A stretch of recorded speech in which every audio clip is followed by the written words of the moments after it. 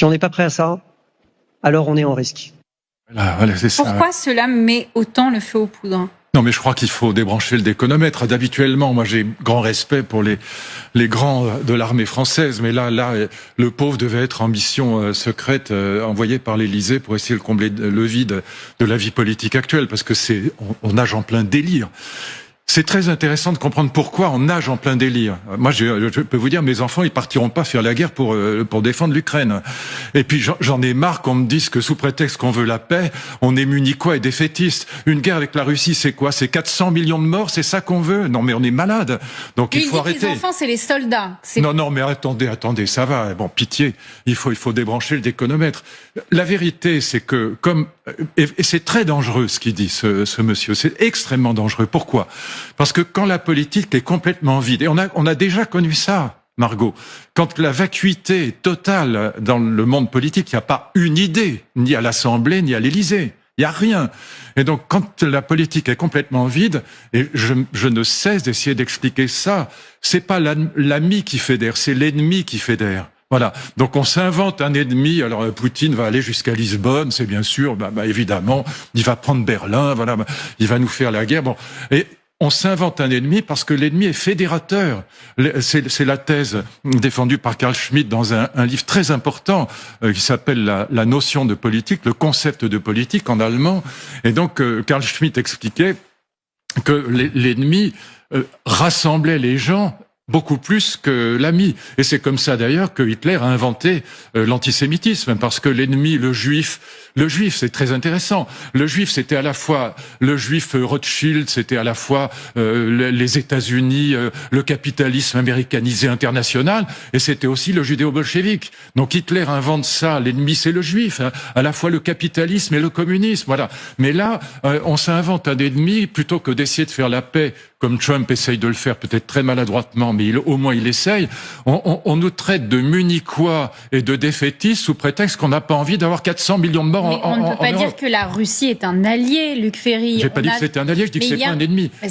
C'est absolument pas un ennemi. Comment vous appelez un pays qui menace, qui fait des menaces hybrides, mais pas du tout, qui fait des cyberattaques sur notre territoire? On s'est inventé un ennemi depuis 30 ans. On a complètement inventé un ennemi depuis 30 ans. Le rêve de Poutine, moi je le rencontre à l'Élysée avec Chirac en 2002 ou 2003, je me souviens plus de l'année exacte, mais enfin c'est quand j'étais ministre, donc c'est entre 2002 et 2004. Et le rêve absolu de Poutine, c'est d'être arrimé à l'Union européenne. Mais c'est un adversaire qui a été désigné à Védrine. par la revue stratégique. Pardon ? C'est un adversaire qui a été désigné par la revue stratégique. Mais je m'en fiche de la revue stratégique, ça m'est complètement égal. Ce qui se passe aujourd'hui, il faut que ceux qui nous écoutent le comprennent une bonne fois. La guerre ne commence pas en 2022, elle commence en 2014. Voilà. Et donc, ces malheureux Ukrainiens ont vraiment cru qu'on allait les défendre. D'ailleurs, ce qu'on a fait, puisqu'on a mis des centaines de milliards d'euros entre les Américains et l'Union européenne pour donner des armes à l'Ukraine. Et la guerre se déclenche en 2014, c'est la guerre du Donbass, et à un moment ou à un autre, la Russie finit par intervenir pour protéger les communautés russophones du Donbass. Et donc, on est dans quelque chose qui est complètement délirant. Ils ont franchi le territoire du Donbass. Évidemment, pour protéger les communautés russes, il y a eu 15 000 morts dans la guerre du Donbass. Il faut arrêter de gommer la réalité historique. Mais l'agression a été russe sur le territoire du Donbass. Pas du tout, absolument pas.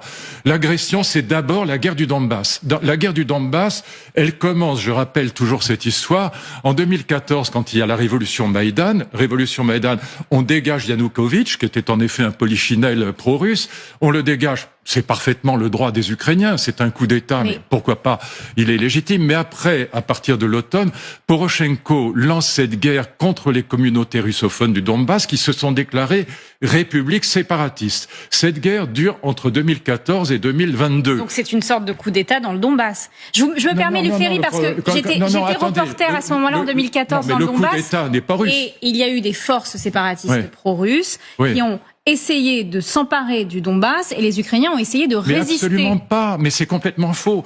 La vérité, c'est que les deux républiques de Louhansk et de Donetsk se déclarent républiques séparatistes, élisent un président, un premier ministre. C'est problématique, non ? Pardon ? C'est problématique. Mais c'est parce que ces crétins de la place de Kiev ont décidé que la langue russe n'était plus la langue officielle. Les mecs, moi j'y suis allé là-bas, les mecs ils ne parlent que le russe, Margot. Il faut arrêter de dire n'importe quoi. Voilà, donc la guerre du Donbass commence en 2014, elle fait une quinzaine de milliers de morts, Poroshenko lève une dizaine de milices privées, dont le fameux bataillon Azov, qui est intégralement antisémite et raciste, et qui est habillé en uniforme de soldats nazis, et avec des insignes en tout cas nazis. Et donc il y a 15 000 morts dans la guerre du Donbass, dont 6 000... Attendez, dont 6 000 civils.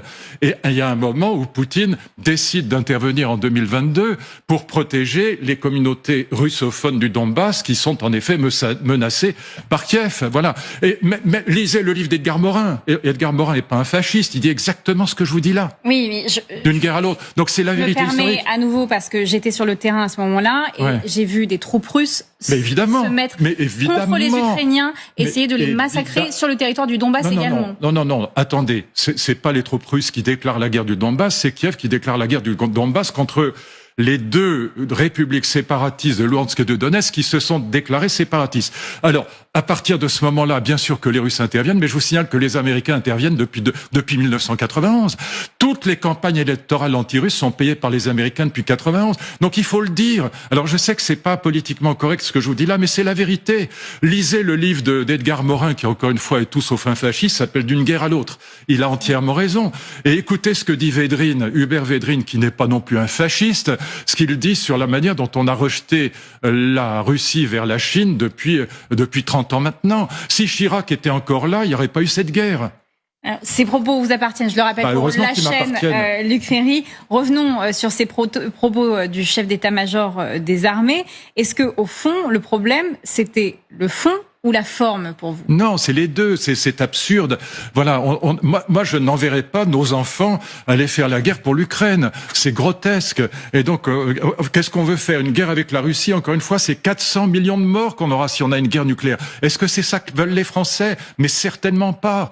Voilà. Et donc, moi, je comprends très bien les généraux et les représentants de l'armée. S'il n'y avait pas de guerre, il n'y aurait pas d'armée. Margot, s'il n'y avait pas une menace de guerre, s'il n'y avait pas des menaces de guerre, si on était dans un monde dans lequel on pouvait penser qu'il n'y aurait plus jamais aucune guerre, d'accord? Il n'y aurait pas d'armée. L'armée disparaîtrait. Donc les généraux, les membres de l'armée, ils ont besoin de la guerre pour exister. Et en plus, ils ont besoin qu'on les arme. Donc s'il y a une menace de guerre, ça les arrange d'une certaine manière, puisque c'est leur métier. Et puis ça permet de dire on a besoin d'armement, on a besoin d'argent, etc.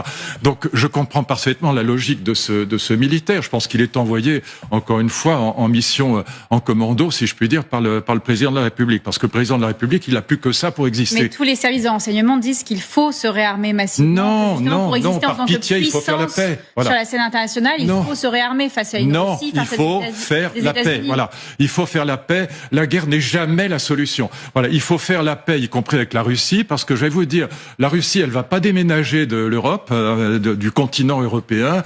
Il est peu probable que la Russie s'exile en Australie. Pour tout ce qu'on a obtenu avec cette guerre absurde, c'est d'avoir Poutine comme chef du Sud global aujourd'hui. C'est absurde ce qu'on a fait depuis le début, c'est absurde. Il fallait appliquer les accords de Minsk, 2014-2015, Minsk 1, Minsk 2. C'était la seule solution et nous, quand je dis nous, je parle de nos chefs d'État et de gouvernement européens, nous n'avons pas voulu appliquer les accords de Minsk. Tout part de là. Et encore une fois, tout part de la guerre du Donbass. La guerre ne commence pas en 2022, c'est pas vrai. C'est un mensonge éhonté. Donc la guerre commence évidemment en 2014 et c'est une catastrophe de ne pas avoir appliqué les accords de Minsk. Mais aujourd'hui, on se retrouve dans une situation. En 2022, mais attendez. Quand on a perdu la guerre, on le paye. Un pouvoir fantoche en Ukraine. L'Ukraine a perdu la guerre aujourd'hui. Et si on ne fait pas la paix, de toute façon, ce qui se passera, je vais vous le dire, ce qui va se passer, c'est pas très compliqué à comprendre. Poutine continuera à avancer jusqu'à Kiev. On va tout perdre. Il continuera à avancer jusqu'à Kiev, sauf si on déclare une guerre contre la Russie. Vous avez envie de déclarer une guerre contre la Russie, une guerre qui sera une guerre nucléaire? C'est absurde. Voilà. Et tout ça parce qu'on n'a pas été fichus, nous, Européens, crétins d'Européens, on n'a pas été fichus d'imposer la paix entre ces deux nations fratricides, qui sont des frères. Vous allez en Ukraine, ils parlent tous le russe. C'est absurde ce qui se passe aujourd'hui. La paix est la seule solution. Et je dis ça, je suis pas munichois ni défaitiste. De toute façon, j'ai 75 ans, c'est pas moi qui partirai faire la guerre, ni vous.